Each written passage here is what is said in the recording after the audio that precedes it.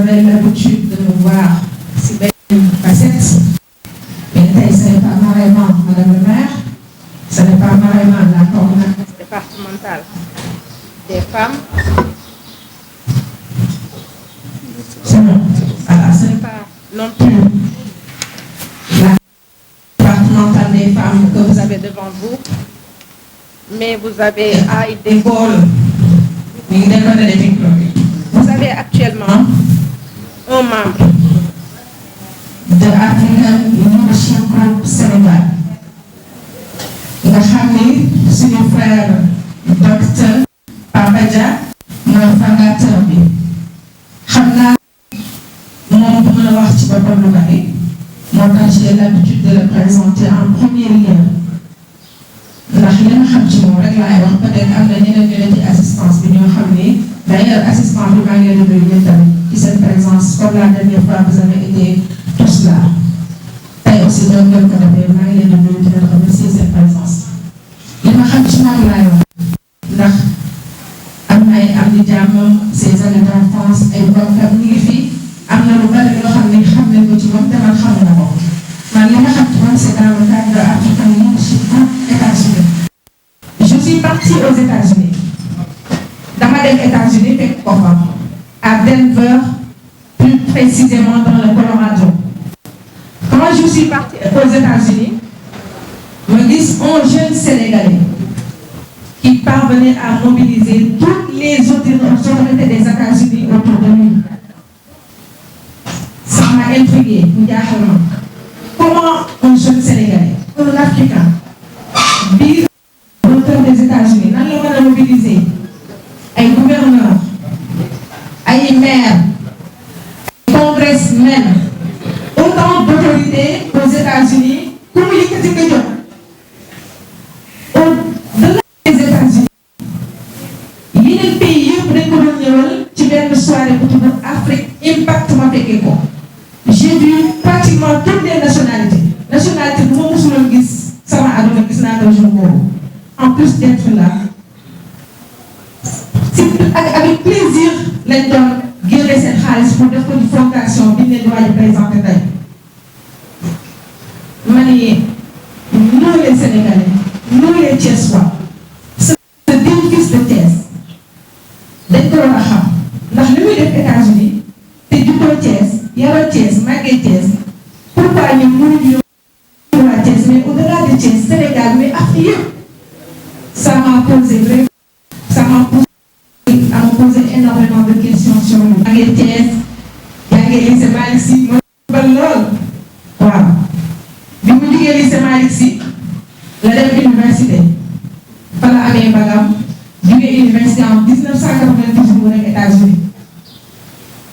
bi muy dem États-Unis déggul anglais te tout le monde sait que États-Unis boo xoolee jëpp soo déggul anglais da ngay mën parce que dégguma langue bi j'étais incapable d'échanger avec ñoom moom dégguma langue bi amul xaalis pratiquement amu fa kenn. Il était juste armé de son courage ak son sourire légendaire ak sa volonté de réussir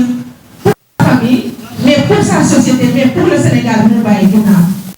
C'est mon école arme Papa Dia bi mu wàcce États-Unis mu def benn liggéey benn librairie damay tout le temps retenir bien librairie et livre parce que jàngoon anglais xamu ko mënu ko lire mënu ko wax mënu ci échanger yàlla yóbbu ko directement ci benn librairie ndekete boobu yàlla mi ngi naan ko jàngal tu vas apprendre à lire tu vas apprendre à écrire et tu vas apprendre à communiquer avec ce pays-là qui est maintenant ton pays. Et tu l'as gagné au bout de 2 ans. Il était bien enraciné, il était américain. Mais enracinement de mon jitu, parce que facte ou ay valeur, en couverture, il était devenu carrément américain. Parce que il faut que nous devons réussir. Moi, def 2 ans. 3 ans 4 ans dem ko ba 2006 ñu embauché ci benn banque foofu loolu la créé African Leadership ndax banque bi mu doon liggéeyee sénégalais yi africains yi nationalité yëpp dañ ko doon ñëw problème mu pré-régulation à les aider à les soutenir à les orienter vraiment mu nekk loo xam ne de bouche à oreille dafa ne dañuy dem seen 2006 qui crée la fondation African Leadership Group des États-Unis avec ses propres moyens. Banque boobu def 18 ans il est passé de caissier à direction dans cette banque-là africain yi national ko fekk mu leen di dimbali ba mujj di liggéeyu dimbali nit yi ak liggéey finalement il a quitté son boulot pour se mettre exclusivement au service des Africains mais pas des Africains. Au-delà des Africains, il y a des Noirs américains yu doon dimbali international. Je me suis dit avec ce parcours, avec un nom comme ça, un fils de Thiès, naka la ko mënee am Thiès waaye ñu ko bàyyi américain yi en général di jëriñu di formation ñun waa mënuñu ci jëriñu waa Sénégal mënuñu ci jëriñu. Quand je l'ai vu aux États-Unis après bàyyi dama ne ko je ne vais plus te lâcher parce que nit ñëpp dañ ko war a xam Sénégal dañ ko war a du Sénégal Afrique yëpp dañ ci war a jëriñu kooku mooy Mr. Docteur Papa Mariton Dia. Docteur, we are proud of you. I give you the floor. Ou bien I give the floor à my brother. Thank you so much. La lourde responsabilité de délivrer à leur niveau. Mais li ci bëri nag dañuy commencer ay remerciements bon journaliste nag pour vous dire que ni léegi ma jug taxaw fii quoi parce que toog beeg présentation bi non toog mënul am de ça il faut mu jug de il faut parce que dafa présentation ça va être compliqué mais on va essayer de travailler ensemble en équipe hein? Ok bon li ci jiitu mooy des remerciements et li ñu war a def ci liggéey bi ak présentation bi on va le faire ensemble étape boobu nag mënuma ko tëb parce que dafa nekk benn étape bu am importance ci li ma doon tey d'autant plus que fii dama fi nekk avec ma famille avec des amis d'enfance des promotionnaires yoo xam ni cycle primaire la ñu ànd li ma leen ñaan rek nee naa leen bu leen fi génne benn bombe quoi parce que li ngeen xam quand on était enfant bu leen ko partager fii donc ñoom dinañ participer ci waxtaan bi donc ñi ngi remercier itam ñi fi teew ñëpp parce que ku nekk da nga bàyyi sa yitte ñëw teew fii soit pour découvrir qui est ce Dr Dia African Leadership Group mooy lan ak lan.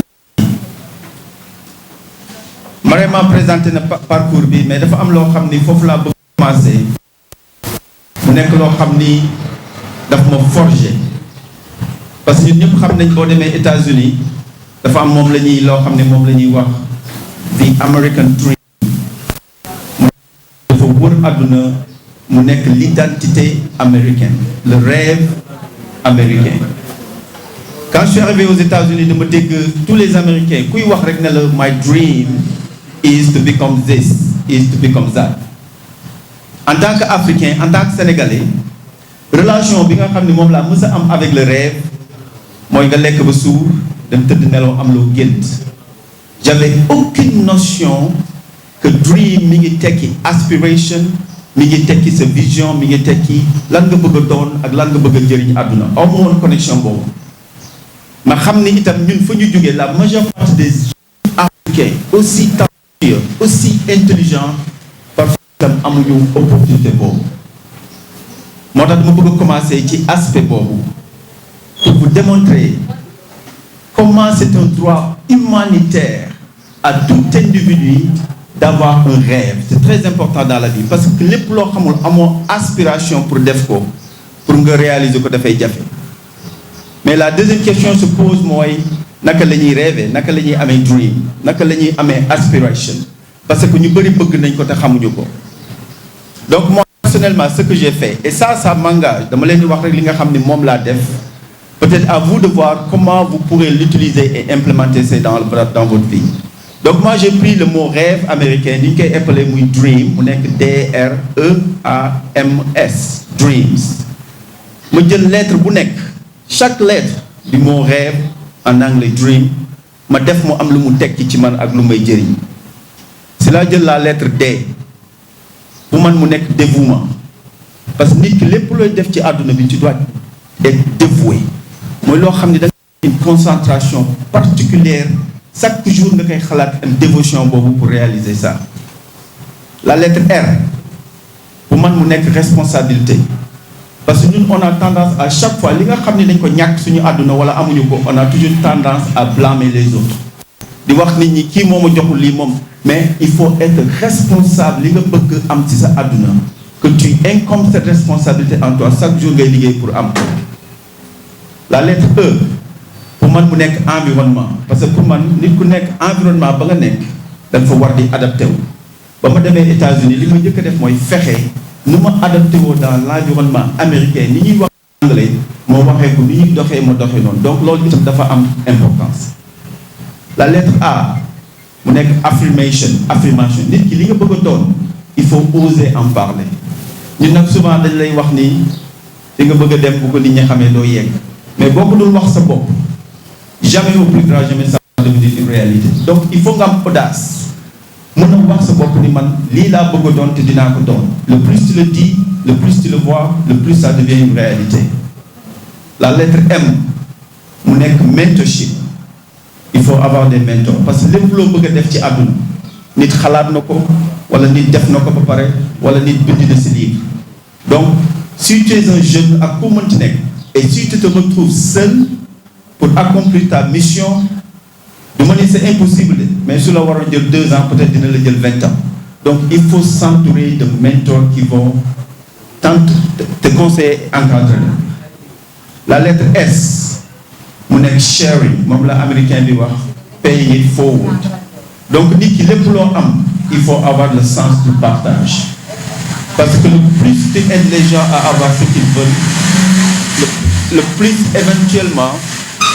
tu auras ce que tu veux dans ta vie. Donc man bi ma demee Amérique notion yooyu la adopté dans ma vie pour réaliser le American Dream à ma façon. Donc le conseil que j'ai à tout jeune ici fa nga mënti nekk la nga bëgg a doon essaie de voir quelles sont les disciplines quel est le processus bi ngay mën a entamer pour arriver à ce niveau. Bon, maintenant avec l'historique des African Leadership Group maintenant peut-être si on peut avoir le PowerPoint presentation. Bon li ñu bëgg a def ci waxtaan bi mooy vous démontrer le ce qu'on a aux États-Unis ak African Leadership Group ak parcours am fu mu jaar ak lan lañ fa jot a réaliser. Mais juste pour dire que si on n'est pas ici pour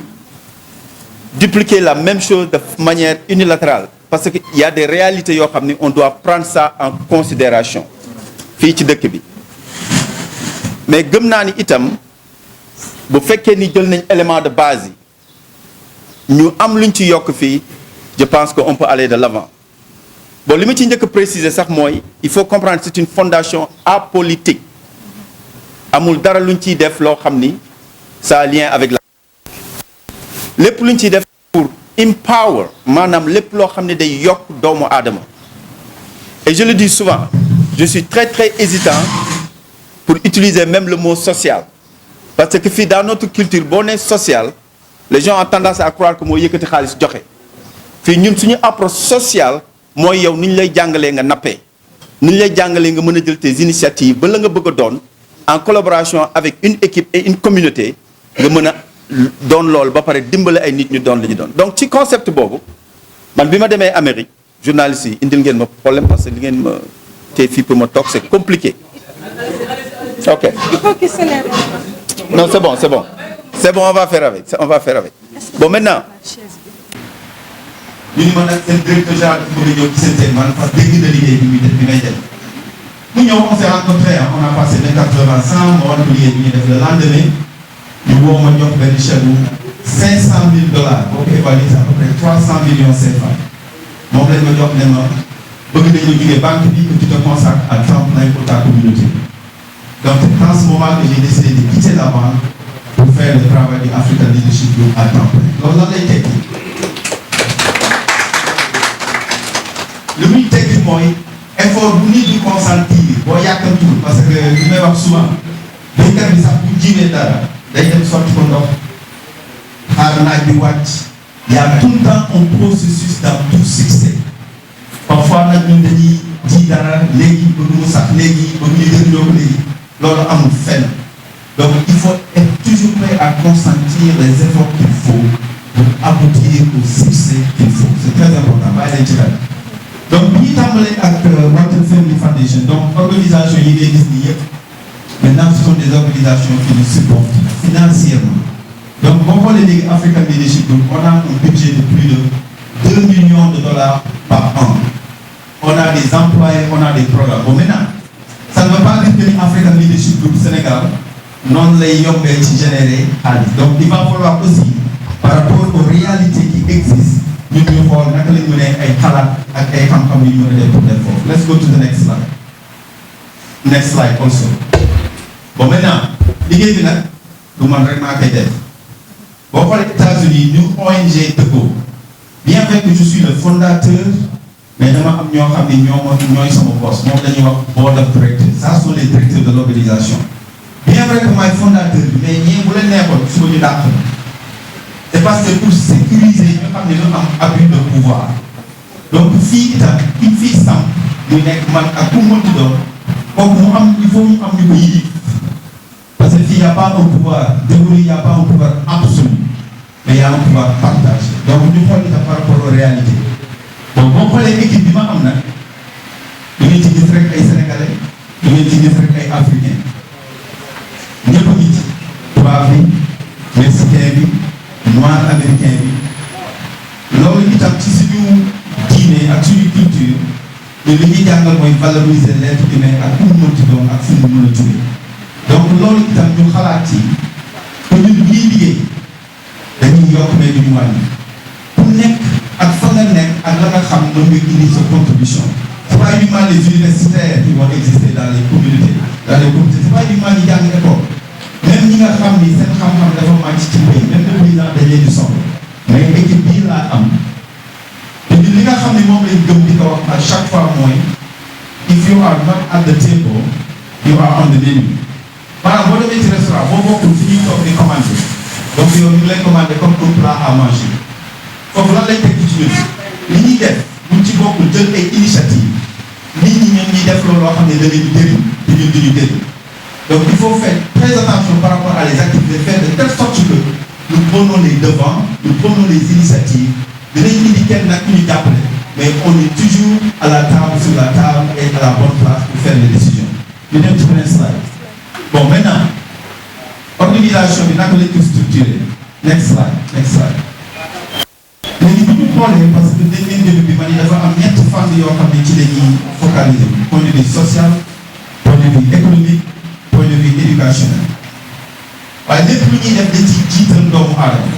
lan mooy yokk doomu aadama donc bu ñu demee laajte communauté bi lan mooy seen soxla li ñu wax dañuy ñu ne biiru santé am nañ ci problème waaw maanaam santé Amérique pour nga faju dafa jafe parce que assurance ça coûte excessivement cher te boo liggéeyul doo mën a am assurance donc on a beaucoup d'Africains yoo xam ne dañuy feebar pour ñu faju seen problème Amérique rek ngay gis nit accidenté ñu ne ko baa ñu woo ambulance ñu la déedéet parce que li ngeen xalaat facture bi après bu ñëwee parce que ça coûte excessivement cher donc am na ay Africains yoo xam ni ñu ngi wàññeeku seen biir kër gi ñeneen ñu def hôpital donc il y a un réel problème de santé beneen bi mooy ñun aussi suñu culture ñi ngi dem hôpital rek bu ñu feebaree xamuñu li ñuy wax méthode de prévention maanaam annuel check-up naka laa mooy demee ci docteur bu ma dara jotul chaque année ma dem mu xool sama wér-gu-yaram xool donc souvent ñu dañuy jékki-jékki ñu la diw feebar la ñu la une semaine après ñu la malheureusement wàññeeku la te feebar bi yàgg na ci moom mais loolu yëpp bu ñu amee une éducation préventive dinañu permettre ñu mën a xam lan moo nekk ci nit ki ñu mën ko teel a saafara bon maintenant par rapport aux réalités dinañ xool loolu naka la ñuy mën a adapté ñu xool itam ni mbirum avocat ça coûte excessivement cher aux États-Unis pour un avocat souvent ay nit caabi ñu leen féete ginnaaw parce que amuñu avocat souvent bu ñu waree dem tribunal dañuy am lu ñuy wax di public defender bu ñëw di leen layal te kooku duñ ko fay xaalis donc ñu porte temps donc ñun itam ñu ngi def ay conférence ak ay programme pour def loolu et du point de vue mbirum kër te loolu dama xool ni sax fi ñu ko gën a soxlaa Sénégal parce que boo xoolee pour am kër ki nekkul fonctionnaire am bulletin de salaire banque bi du la defal prêt Sénégal rek laa gis 30 ans nii di tabax 30 ans teg benn prix day dajalewaat mais ñu war nañoo xalaat naka lañ mën a def de telle sorte ñi nga xam ni soxla nañu kër ñu xool pexe ak ay partenariat ba nit ñi ñu mën leen tabaxal kër même bu ñu amul liggéey comme fonctionnaire affaire entrepreneuriat loo xam ne jàpp naa ni nag ñun ñëpp sax ñu ngi ciy yëngu te ñu xam ni maire bi nekk ci tali bi jaay gerte caaf sax entrepreneur parce que day entrepreneur mais léegi kooku naka lañ ko mën a jàppale ba mu structurer business du point de vue marketing du point de vue financement y a beaucoup de choses bon ñu dem next slide maintenant liggéey bi bu ñu koy def next slide am na yoon tëbam so bu ñu xool liggéey bi léegi domaine bu nekk dañuy dem seet ñi nga xam ni seen xam-xam def ci màcc kon ni ma koy waxee nag pour ñu comprendre ko ay ministère la quoi y a ministère de la santé ministère de l'habitat ministère de l'entrepreneuriat donc ministère bu nekk dañuy indi nit ñoo xam ne dañ ci am expertise ñoom ñuy déroulé seen programme lii boo ko gisee mooy affaire u jëndum kër ça c'est affaire u woman empowerment loo xam ne dañuy dooleel jigéen ñi foofu aux États-Unis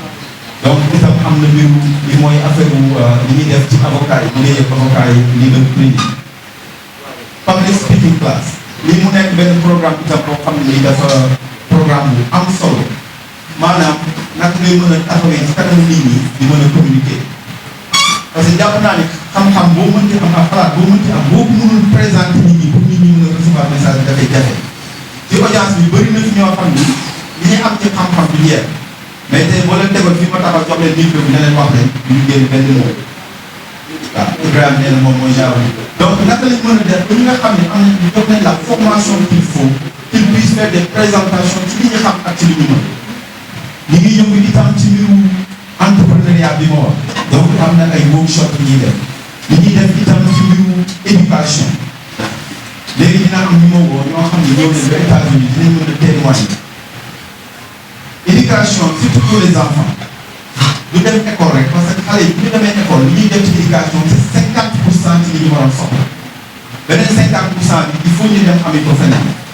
naka lañ mën a structurer des programmes de after school programme xale yi yeneen 50% yi ñu war a soxla ñu am ko bon léegi ñun ci programme yi yëpp ñu def l'association a plus de 50 000 membres dans le Colorado 50 000 membres tey jii ñi ñu dimbali ñu am kër mënu ma la wax ñu toll ñi ñu dimbali ñu am seen business mënu ma la wax ñu toll ñi ñu dimbali ñu am seen kayit mënu ma la wax ñu toll même en matière de leadership ñi ngi def leadership formation leadership programme 9 mois pourquoi leadership man dama jàpp ne àdduna lépp lu baax lu fi dox leadership mi ngi ci lépp lu fi bon itam wala dëng manque de leadership bi donc ñun mënuñoo dem foofu sans leadership mais parfois leader yi nga xam ne dañ leen soxla il faut ñu construire à l'image de notre communauté donc naka lañ mën a defee ay programme de leadership que vraiment les jeunes ñu mën a initier au leadership très tôt maintenant damay pose inviter quelques personnes yoo xam ne vraiment peut-être ñëw nañ ba États-Unis gis li ñuy def ils ont pu peut-être avoir sur l'internet liggéey bi def wala am nañ un aperçu du travail que nous faisons. Il y en a d'autres qui sont dans l'audience aussi qui ont été aux États-Unis donc peut-être dinañ ci xam dara vraiment wax na ko sànq nee na moom ñëw na ba aux États-Unis et a vu que c'est possible peut-être la mu gis xëy na tax na mu xalaat ni lii de war nañ ko mën a am Sénégal et aussi je tenais vraiment à la remercier parce que moom moo gën a poussé initiative bi et il faut la pousser mu join ma parce que bi ñuy def Afrique Impact il a été le premier artiste sénégalais comment ça va le premier artiste sénégalais boo xam ni bi ñuy créé suñu journée culturelle il a été le premier artiste sénégalais à représenter le Sénégal. waaw moom fekk na ma ba foofu ba pare moom dafa bokk ci African Leadership États-Unis day participer ci réunions yi day participer ci activités yi donc boobu léegi maa ngi doon xaar ce témoignage parce que dañu dund loolu fekk ko mais pour wax gars yi ànd ba ma ko wax. salaamaaleykum maa ngi leen di nuyu ñëpp di kontaan seen programme bu voilà. bon merci beaucoup maa ngi kontaan si ñëwaat di daje partenaire fii nii maintenant. donc comme ni ko wax man partenaire moom moo tax ma jógee ma dem donc vraiment New York laa gënoon nii te moom moo taxoon ma dem foofu te bu ma fa demee premier jour ma def dem ba dem naa xëy di ànd di dem si ay rendez-vous yu bëri quoi donc ma gis sénégalais boo xamante ni muy def lu am solo te àndul ak bëgg tu vois donc man je tenais à vraiment bu ma ñëwee ci 15 jours yi la ne ma ñëwal xool rek boo ñëwee xool après nga xool nag dëkk bi neex na la te bu ma ñëwee dëkk bi neex ma tamit mu jàppale ma mu wut fu mu am appartement xam nga boo sama soxla mu ñëw sama doom yi ñu nekk foofu quoi ñu ñëw foofu mais ñu gis un Sénégalais boo xamante ni impacté na une communauté africaine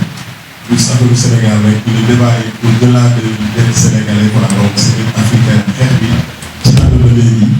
dafa dépassé ay débat wu coow Sénégal rek quoi Afrique la day nekk ko loolu pour mu mën a nekk rek tamit bay say aw tànk xam nga il faut ku nekk dellu si waat si dëkkam wane originalité parce que tout simplement même américains yi léegi loolu la ñu nekk di def ku ci ne j'ai appris il y a pas longtemps que même le maire de New York a des origines sénégalaises tu vois donc c'est les Américains aujourd'hui ñoom ñëpp ñu ngi ñefe pour dellu si waat si seen bopp si comprendre nga donc pour man bi ma ko gisee rek taxawaay boobu ma gis ko kilifa yu bëri di dem seen rendez-vous yi affaire bi nag yomb si moom trop man affaire bi dafa intéresse comprendre nga affaire bi yomb si moom moom waa may jaaxle comprendre nga maanaam mais attends le gouverneur on le voit comme ça toog montagne dem fu ne mais il est très organisé aussi en tant que Sénégalais ñu raar lañ Sénégalais yow bàyyi après voilà man nag ci laa sant toog mais première affaire bi événement bi mu amee nga xool événement bi ni mu tey mooy dimension yi am fii ñu koy waxee King Fahd Palace quoi mais si beneen niveau bu gën a kawe parce que ay qualité de personnes yu différentes la et moom muy taxawal nag benn affaire bu am solo boo xam ne man je me retrouve si loolu bu ngay soog mu nekk sama rek je me retrouve si loolu parce que man depuis en 2005 j'ai sorti un album bu ma tuddee woon Afrique retour en Afrique ma ne sama mbokk rappeurs yi mu jafe ñu comprendre ma parce que bu fekk na man maa ngi amoon possibilité kay star américain mais j'ai voulu montrer que Sénégal Afrique xam nga dañu war a wane ma defaat album tuddee ko United ma ne benn artiste américain ñoo ko génne ay lekket la ay affaire yu original mais teewul fii tout le temps su ma ñëwee langage bi du bokk quoi comprendre nga da lay ridiculiser parfois xam nga et cette fois-ci ma ñëw def benn affaire bu tudd Breaking Boundaries mooy nag vraiment barrière bi am suñu diggante ak black américain mu nekk taxawaay boo xam ne des américains yi dañ ci intéressé yu bëri nekk ci donc un Sénégalais comme ça dafa war a def bruit yi gars yi soxla yii la quoi comprendre nga c'est impacter et changer la vie des gens loolu laa gën man mënuma en toute franchise man mënuma sax voter koo xamante ni impacté woo si beneen bi même bu dee pour que ce soit même bu dee ñaari ñuy changer seen vie et je l'ai vu je l'ai fréquenté changer ay merci en tout cas je suis fier de vous voir ici si ce fief merci de me dire que vous avez comme merci la ñuy def rek pour ñëw ci question-réponse interaction entre les journalistes et monsieur docteur Dia mais aussi madame le maire mi nga xam ne peut-être moom moo xacc ba mu ñëw fii nii donc si vous avez des questions en tout cas nous sommes là pour répondre donc à vos questions juste soo leen di kii ngeen wax organe bi peut-être ak boobu c'est bon. parce que intégration lan la demee na nga def ba intégré bokk di doon liggéey ba li nga xam ne mooy comment ça s'est passé. Yeah. Très bonne question et merci pour cette question. Bon, man bi ma demee nag les difficultés étaient réelles, c'était très très réel et très difficile en dehors barrière linguistique maanaam Colorado dëkk bi ma nekkoon xaw ma fa kenn donc il a fallu ma def ay démarches. Bon maintenant bi may njëkk a liggéey ci librairie maanaam j'avais la possibilité dem liggéey feneen mais j'ai choisi de travailler dans une librairie parce que je tenais à être dans un milieu professionnel. Bien vrai que li ñu ma doon fay néew na ndax maa ngi doon fay $5 feneen fi sama yeneen xarit yi doon liggéey di fa fayeeku $13 mais j'ai jugé nécessaire d'être dans un environnement professionnel. La preuve man 2 ans après man maa ngi doon defar $25 ñoom $13 ba ñu nekkoon foofu la ñu yem. Donc parfois avoir une stratégie d'intégration xam peut-être doo commencer fu kawe mais di nga commencer fi suuf mais avoir la possibilité de progresser et d'intégrer. Donc les difficultés étaient réelles mais aussi li may wax souvent dama naan bu fekkee da nga jóge Sénégal dem Amérique yow ña ngay àndal wolof la ñuy wax yow yaa ngi déglu musique sénégalaise yaa ngi seetaan télévision sénégalaise yaa ngi lekk ceebu jën dafa mel da nga jël Sénégal yóbbu ko Amérique donc day yow ak ñu nekk Sénégal yéen a yem mais moi j'ai fait autrement. Je me suis inséré dans le milieu américain avec des amis américains pour perfectionner mon anglais et avoir d'autres opportunités. Pour man fépp foo mënti nekk fexeel ba waa dëkk ba nga lëkkaloo ak ñoom jàng li ñuy jàng pour mën a am ay ouverture. Donc c'est comme ça que j'ai pu faciliter mon intégration aux États-Unis. Merci. waaw ñu jël keneen rek. Ibrahima Ndiaye. Walfa. Non.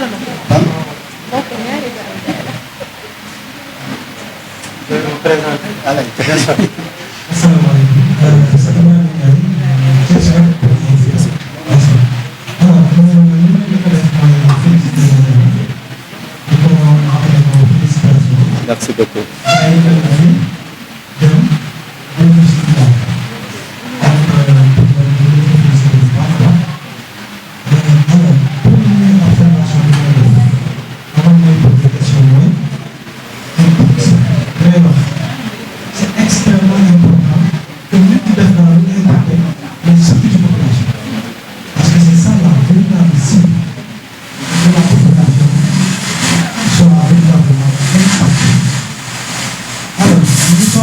Au Sénégal et en Afrique boo bëggee ñëw impacté population bi day fekk nga xam loolu te ku la dégg dina xam ne xam nga fi loolu ndax am na laaj yoo xam ne bu ma koy waajal sa intervention da doon jëlee en compte surtout sama préoccupation principale la doon nan nga fas yéene impacté vraiment population bi et en volant ci sa programme am na loo ko jël. Leneen li mooy j'ai vu le ministère de la culture et c'est là où moi j'ai quelques préoccupations parce que bii mooy première fois ONG au Sénégal di ñëw di def pour impact mais jaar bi ngay jaar ci kaw mooy sama problème parce que ñun ci suñu bopp suñuy programme comme vient de dire monsieur le maire peine à impacter sur les populations. Observation bi mooy sëriñ foofu la c'est vrai que gouvernement bi mooy définir la politique de la nation ngay solo mais pour ko définir ba war ko exécuter souvent foofu la ñu amee problème pour ñu impacter parce que préciser que ñu impacte l'intérêt économique est-ce que dama soxla rek support institutionnel wala li ngay liggéey day jaar obligatoirement ci ministère yi wala c'est le ministère fondation léegi beneen bi mooy Sénégal. Waaw, très bonne question. Très bonne question Ibrahima. Waaw pour répondre à la première question li mu njëkk a laaj question bi mooy moom nee na dafa am lu ko xaw a jaaxal tuuti daal si peut-être collaboration avec les ministères gouvernemental qui existe déjà loolu li ma ciy répondre mooy déjà approche bi ñu am aux États-Unis man je peux vous témoigner tey Fata xam ne lii le parti républicain et le parti démocrate bi ñu jug ci xeex di ma xëccoo mais je n'ai aucune affiliation politique mais cela n'empêche pas de travailler avec les politiciens loolu il faut ñu nangu ko maanaam li ñuy def xaaruñu ci politiciens yi mais am nañ ouverture pour lëkkaloo te du ma leen woowee sax politiciens parce que ce sont les autorités administratives ñun ñoo leen fal bu ñuy lëkkaloog ñoom lëkkaloowuñu ak ay politiciens il faut que loolu parce que fan lañ fa teg ils ont l'obligation de nous servir loolu buñ ci hésiter c'est pas parce que je suis avec le ministre de la santé que je suis avec le ministre de la culture que je suis un politicien donc foofu bu ñuy li ci jiitu mooy xaaruñu leen ci dara ak ñoom ak sans ñoom li ñu war a def dinañ ko def et je précise avec ou sans les autorités li ñu war a def nañ ko def parce que ku nekk ci ñun am nga xam-xam bi ak capacité intellectuelle bi pour le faire li tax ma bàyyi ba ñu am des activités pour woote loolu moo c'était la raison principale donc li nga xam ni moom lañ instauré comme activité de l'unité bi liggéeyuñu ci ak benn politicien liggéeyuñu ci ak benn administration on l'a implémenté bon maintenant on peut être ouvert à une certaine collaboration Afrique Impact ça existe depuis 8 ans le ministère de la culture mi ngi ciy doog a yokk tey parce que ñun ñoo dem ci ñoom donc pour répondre à ta question on est ouvert à cette collaboration mais on n'a pas c'est pas une nécessité qui s'impose pour qu'on puisse aller de l'avant d'ailleurs ñoom sax dañ leen di recruter ñu bokk ci kii bi dañ leen di recruter ils vont mais cette collaboration devient une nécessité de même qu'aussi les maires de la ville de Thiès toutes les autorités qui existent dans la ville bon beneen question bi mooy mbirum koom-koom association bi naka lañ koy financer est-ce que dafay collaborer avec la maison mère encore une fois ñun lépp lu ñuy def duñ ci jiital tàllal loxo di laaj c'est à l'organisation l'association basée ici au Sénégal de réfléchir sur les perspectives et les possibilités pour générer ses propres fonds et dans ce cas African Leadership Group États-Unis peut accompagner donc la maison mère basée aux États-Unis n'a pas la responsabilité du financement de l'organisation par contre vous qui êtes ici présents vous tous vous avez cette responsabilité et c'est à vous de définir cette politique donc loolu yow Ibrahima dañ la ciy xaar nga bokk ci parce que ñoo xam dañuy jaay carte de membre ñoo xam dañuy def contribution ñoo xam dañuy def découverte de fonds ñoo xam dañuy démarrer des activités xel yi bëri na bu demee nag ba càng ne waa docteur ñun de vraiment jéem càng ñun on peut s'y joindre et ensemble on va créer des programmes et des possibilités pour générer des fonds pour le moment loolu laa ci bëggoon tontu merci. ngeen ne bàyyi naa déedéet maa ngi si beneen projet kon moom li muy wax nii pour dëggal ko du ma tàyyi du ma bàyyi maa ngi si beneen projet bu may doxal nii te wóor na ma ne dina dox ci kon dara yi gëm leen seen bopp bëgg leen dara fecc leen dara yàlla jàppale leen si bu ngeen mës a dellu ginnaaw dégg ngeen merci question bi mooy dañ laaj tey gis nañ ma ne Sénégal États-Unis il y a plus de 25 ans qu'est-ce qui m'a motivé pour dellu si waat Sénégal aussi gis nañu itam le problème ici au Sénégal c'est le problème d'emploi moo xam jàpp naa ni projet bi mën na créer de l'emploi bon li ma ciy jiital mooy ce qui m'a motivé lii peut-être dama bëgg yéen ñëpp ngeen pay ci ngeen porter ci attention partout dans le monde ils savent que le futur appartient à l'Afrique y compris les Anglais. Et statistiquement, je vais vous donner les raisons pour lesquelles. La première raison, en Afrique, plus de 65% de la population ont moins de 25 ans en Afrique. Donc il y a une main-d'œuvre forte, inactive. Par contre, aux États-Unis, les techniques disent cette frontière parce qu'ils ont besoin de l'emploi. Parce que tu vois, ils ont maguette. Main-d'œuvre yi ñu soxla amuñu ko c'est pourquoi ils ont ouvert les frontières pour utiliser ñu liggéey de un. La deuxième chose tey lépp lu ñuy soxla ci àdduna bi pour ñu développer le monde ça vient en Afrique boo demee ñun ñëpp téléphone yi ñu yore li koy defar fu mu jógee ça vient du Congo donc les ressources naturelles yi nga xam ni mooy développer le futur ça existe en Afrique li nga xam ni moo nar a indi troisième guerre mondiale c'est l'accès à l'eau ndox. Alors ñëpp defe nañ pétrole c'est l'eau parce que actuellement boo demee en Éthiopie entre l'Éthiopie et l'Égypte ñi ngi waaj a def guerre parce que mais wuñ bi fa nekk ndox mi et ici en Afrique on a beaucoup d'eau donc pour man du ma xaar américains yi ma fi indi au contraire man maa leen fi indi donc ça c'est ma première motivation pour créer cette opportunité de prendre les devants créer bon maintenant pour répondre à ta deuxième question loolu Ça existe déjà. Puis, les emplois de ces lunettes. Non, non, les emplois de ces lunettes.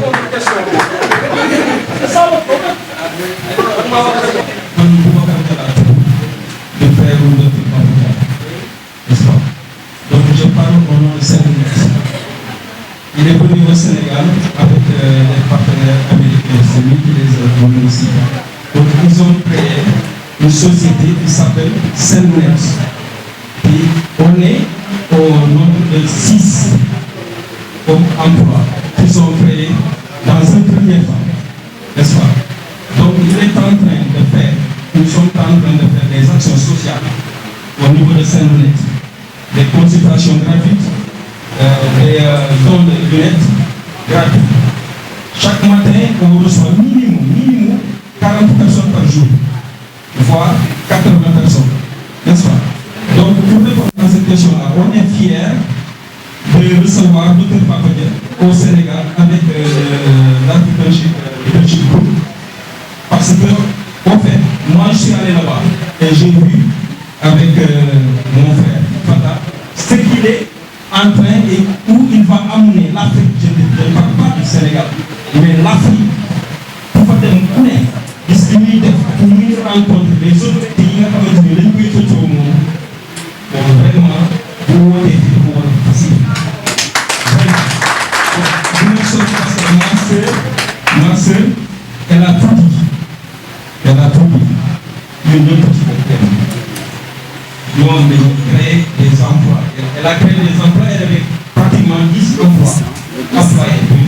Nous y aurons des emplois par mois. Donc, Dr Papa Dia, nous avons fait lors de la tour de souligner. Saint-Lunettes remercie vivement le Dr Papa Dia et ses partenaires. Voilà, merci beaucoup. Donc, je dis le discours là, maintenant, on peut bien. Bon, moi aussi, même bien vrai que je connais Dr Papa Dia très récemment, mais en fait, qu'est-ce qu'on a. Donc, soyez conscients d'une chose. Mon légume, c'est pas donné. Il vient avec. Donc, que ça soit jeune diplômé, déjà ce matin, il m'a présenté des investisseurs américains pour de futurs partenariats, pour des sommets étudiants peut-être en l'avenir dans des projets qui ont déjà mis en œuvre. Donc, c'est pas donné en fait. Donc, vraiment, il a commencé. Donc, c'est le début de l'histoire éternelle. Soyez prêts. Dr Papa Dia, origine thiessoise, est très fier de revenir dans mon fief qui est Thiès, tout près de là où j'ai grandi. Et je vis aux États-Unis depuis 25 ans. Et je suis le fondateur du African Leadership Group, qui est une organisation pana-africaine basée aux États-Unis et qui a comme pour vision et mission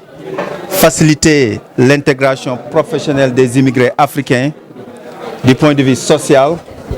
économique et éducationnel.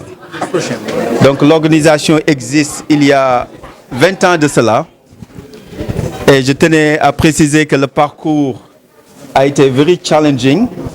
mais nous pensons que c'est la meilleure façon d'apprendre. On apprend à travers les difficultés, on évolue à travers les difficultés. Donc ce sont des challenges qu'on avait bien accueillis. Donc on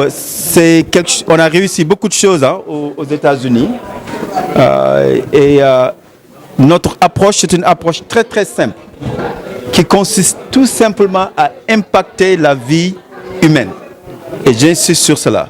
Tout ce que nous faisons, ce que nous mettons à l'avant, c'est l'impact de la vie humaine,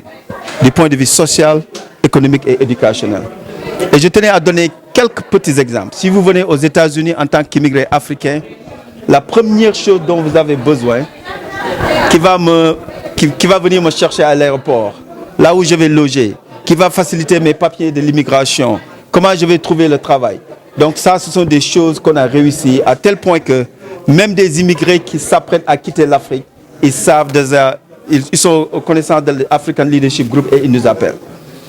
Et on a réussi aussi l'intégration professionnelle des immigrés africains.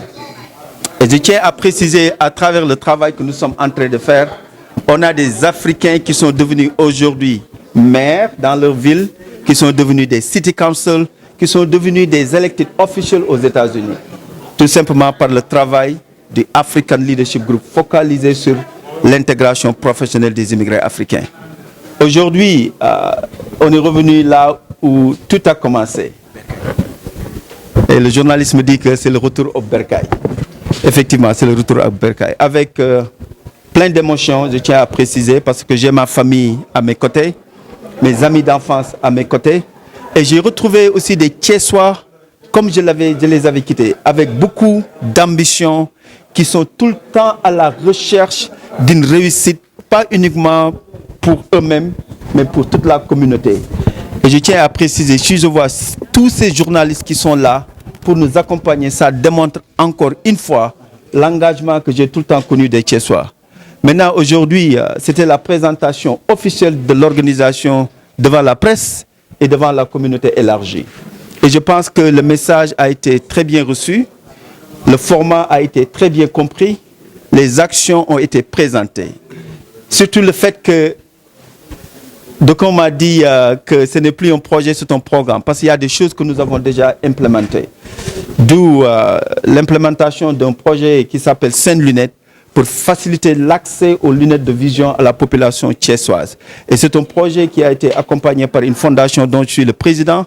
même en dehors de l'accès aux lunettes de vision, mais aussi la création de l'emploi. Donc c'est quelque chose que nous avons commencé et qu'on a réussi. Déjà, cet impact social dont je parle, ça existe déjà. Ça suffit pour les jeunes Sénégalais qui sont à Thiès.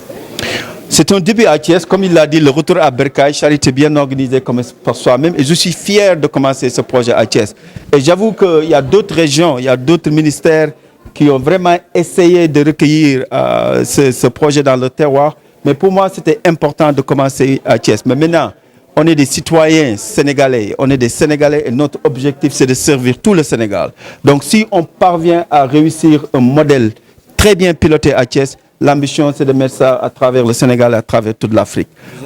On a encore un autre projet, un projet d'agriculture. Parce qu'on a vu qu'au Sénégal, et c'est un peu étonnant, un pays comme le Sénégal qui a autant d'espace, on a assez d'espace, assez de jeunes, mais jusqu'à présent, tout ce que nous consommons au Sénégal, la majeure partie vient de l'étranger. Et on a compris que le principal challenge, c'était l'accès à l'eau. Les paysans, ils vraiment souffrent de l'opportunité d'avoir accès à l'eau qui les pousse uniquement à faire des récoltes uniquement durant la saison des pluies. Donc, aussi, nous voulons amener une solution par rapport à ça, d'où l'installation de forages et de châteaux d'eau pour créer un système irrigatoire pour tous les villageois. Et là aussi, c'est un projet que nous démarrons à Thiès, précisément à Noto, mais l'ambition maintenant, c'est d'étendre ça à travers le territoire national. Mais avant de recevoir vos questions, je tiens à préciser que c'est un travail que je ne pourrais pas faire tout seul. On a besoin de tout un chacun d'amener leur expertise. Et ce qui est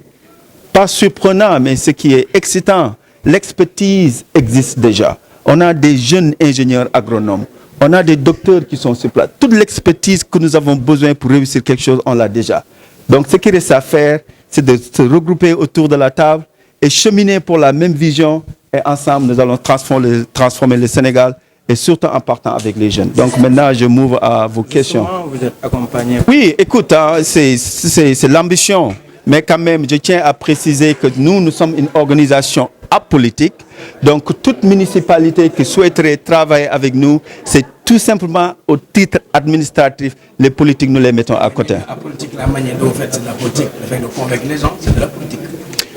J'aurais même dire que c'est de la bonne politique, donc. Si tu dis que c'est de la politique, si la politique, c'est vraiment impacter la vie sociale pour qu'ils puissent se transformer et développer, je suis le premier politicien du Sénégal dans ce cas. Alors, Dr. Oui. Quand on parle des jeunes, de l'immigration clandestine, on prend votre exemple, vous étiez aux États-Unis depuis 25 ans, vous êtes revenu. Aujourd'hui, est-ce qu'on peut nommer, bien dire que ce projet-là vient à point pour pousser les jeunes à rester au Sénégal?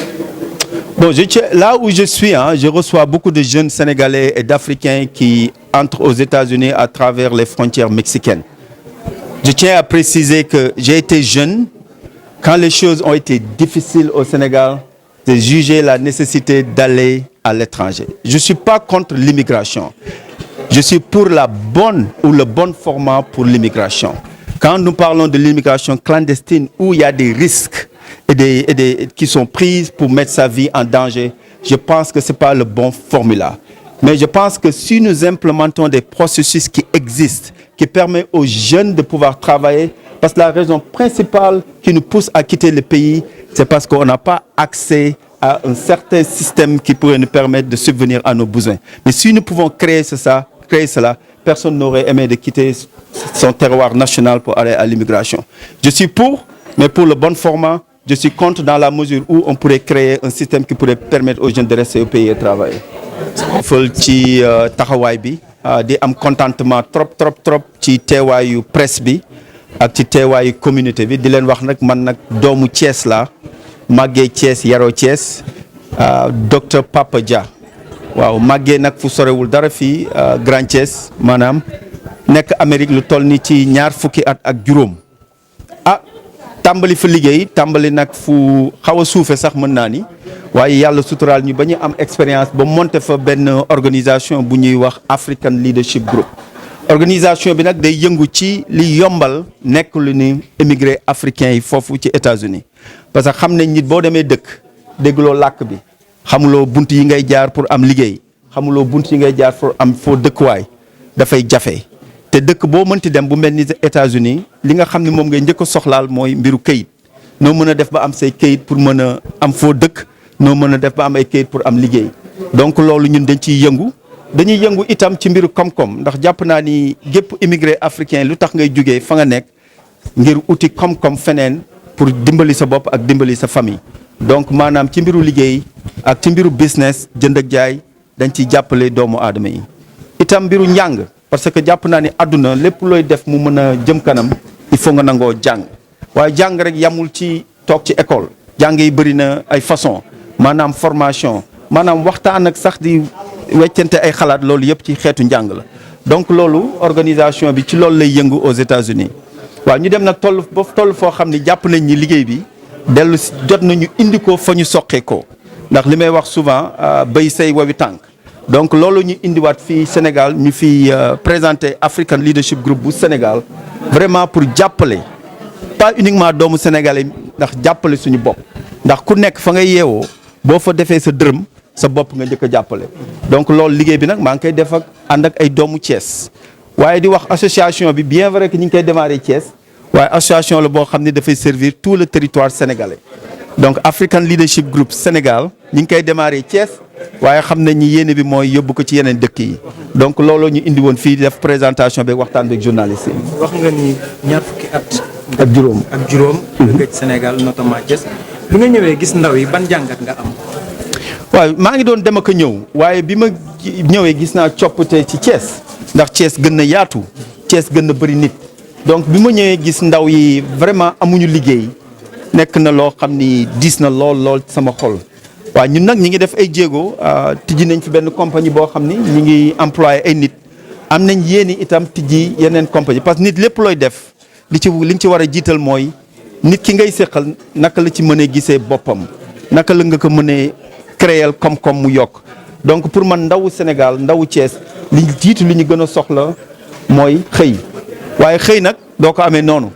il faut nga nangu ku la jàngal il faut nga nangu jàng il faut nga nangu déglu il faut nga nangu commencer fa ca mën a suufee pour mën a dem fa ci kaw donc message bi may am pour ndaw yi itam ñu bàyyi xel ci loolu xam-xam dañ koy taataan xam-xam dañ koy sàkku donc ndaw yi fu ngeen mënti nekk bàyyi leen xel ci kan ngeen mën a àndal ak fan ngeen mën a tàmbale pour sàkku xam-xam boo xam ne dina leen yokk. ndax yomb na nekk États-Unis 25 ans xëy su bëgg a taxawal même projet Thiès gi ndax yomb na. waaw ñun àdduna bi xaaruñu dara lu yomb ndax boo xoolee téere alxuraan amul fenn foo xam ni yàlla suñu borom bind na ni àdduna yomb na donc jafe-jafe yi ñun dañ ciy kontaan sax parce que loolu moo ñu yokk donc xaaruñu ci dara mu yomb waaye pare nañ pour jànkonteel jafe-jafe yooyu yëpp te dañ ciy ànd ak dal xel xam ni jafe-jafe yooyu du man rek maa koy affronter am naa équipe ak communauté boo xam ni ñoom ñëpp y compris vous les journalistes parce que dañ leen ciy woo ndax liggéey bi ñuy def buñ ko mënul tasaari ñëpp xam ko du dem donc yéen itam dañ leen ci soxla ngeen xam ni yéen it di ngeen ci amee jafe-jafe di ngeen taxaw ci tàngaay bi di ngeen ñàkk di ngeen téye micro yu bëri donc yooyu yëpp ci xeetu jafe-jafe la mais ñun ñëpp bu ñu àndee lëkkaloo liggéey ci jafe-jafe yooyu donc gëm naa ni liggéey bi dina dem kanam. gis nañ nga ànd ak première adjointe maire bu ville ndax da ngay ànd ak mairie bi pour liggéey ci groupe bi nga xamante ni taxawal nga ko tey. waaw loolu la ñuy xaar ci ñoom ànd ak ñoom liggéey te du maire ville rek maire yi nekk ci Thiès yëpp mais li may yokk ci loolu rek ñun suñu organisation du organisation bu politique maanaam ñun sànni lu ñu waxuñu kenn mu sànni carte ñun politique bi ñuy def mooy jëmale doomu aadama ca kanam waaye li may wax rek soxla nañu lëkkaloog ñoom waaye ñàkk lëkkaloog ñoom du ñu teree def it li ñu war a def donc ñun am nañ ci intérêt liggéey mais ñoom am nañ intérêt itam ci liggéey donc ñu ngi leen di lancer appel boobu te waaw mais loolu gëm naa ni sax ñoom ñoo ci gën a gagné ndax ñun li ñuy def ñoom ñoo ko waroon def ñoom ils ont la responsabilité utal ndaw yi xëy sàmm ndaw ñi sàmm kaaraange réew mi waaye ñun buñ ci indee dara donc ñoom la ñuy jàppale waaye encore xam nañ dëkk bi ni mu tëddee ñun li ñuy yëkkati nag mooy des actions parce que dëkk bi toll na foo xam ne nii soxla yi bëri nañ waaye soxla yi di ñun rek ñoo koy saafaraal ndaw yi nga xam ne dañoo soxla xëy dañuy ñëw ànd ak ñun ci liggéey bi ndax yow doo toog fële ba xëy ñëw ndaw yi ci nekk di liggéey ñu bàyyi leen fi yow di la jox xëy bi donc képp ku ci bëgg a jëriñu da ngay ñëw jëriñ liggéey bi ñuy def ba pare nga mën ci jëriñ yow it. xaaral ñu jël soxla yaa. African Leadership Group est-ce que pare na ngir ndaw bu nekk rek saa fi mën nañ ne bu soxlaa bu ko appuyer pour mu am ci activité bu muy yëngu te xamul fan lay jaar naka ngeen ko fas yéene orienté. plan d'action. waaw loolu mooy mbiru entrepreneuriat. waaw donc loolu bon li may wax nag modèle bi nga xam ne moom lañ am Amérique du mën a yam ak modèle bi ñuy indi Sénégal ndax réalité yi bokkul mais li ma mën a tontu ci sa question mooy effectivement ndaw bu nekk pare nañ ci accompagner ko waaye li may insister accompagnement du xaalis rek ndax ki ngay jox business te jàngaloo ko ni ñuy defee marketing jàngaloo ko ni ñuy defee communication jàngaloo ko ni ñuy defee économie kooku sànq nga ko donc accompagnement bi li ci jiitu mooy éducation jàngal leen képp ak nooy defee business plan ku ci ànd ak ñun nag ba ñu tàggat la ba nga am loolu lépp financement bi su boobaa dina yomb du jafe donc accompagnement bi moom a priori dañ koy def incha allah. jaadu la waaye ci kaw bu jaar yoon immigration di jéggaani di jaar ci géej loolu gëm naa ni du immigration bu baax mais bu fekkee ni bu jaar yoon la légalement lu yenn maanaa la li ma ciy wax itam ku dem uti moo xam xam-xam moo xam koom-koom jaadu na itam nga mën a dellu si fa nga jógee daal di def donc ñun loolu la ñuy jéem on incite les jeunes ku ci mën a dem ci dem bu yoon pour uti xam-xam mais loolu dañ lay accompagner appuyer la nga xam ne mënoo ci dem fii nga ne niñ la mën a accompagner ba nga toog si réew tekki fii itam ci loolu ñu accompagner la ci.